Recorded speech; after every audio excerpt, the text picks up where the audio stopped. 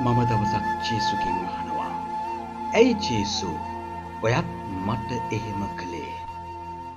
මම මගේ ජීවිතේ නන්නත්තර වෙන්න වැටිච්ච තැන්වලදී මම උන්වහන්සේ ඉදිරියේ වැද වැටිලා මට නැතිවෙච්ච මගේ ඒ ජීවිතේ මම කෑ ගහලා උන්වහන්සේගෙන් ඉල්ලද්දී උන්වහන්සේ මට මෙහෙම කියනවා.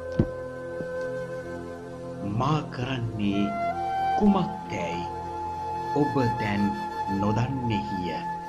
එහෙත් පසුව ඔබට එය වැටහෙනු ඇතැයි වදාළසේක.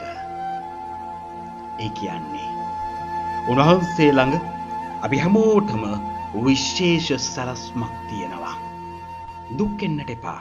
ඒ මොහොත පැමිණෙනකම් ඉවසීමෙන් බලාගෙන ඉන්න.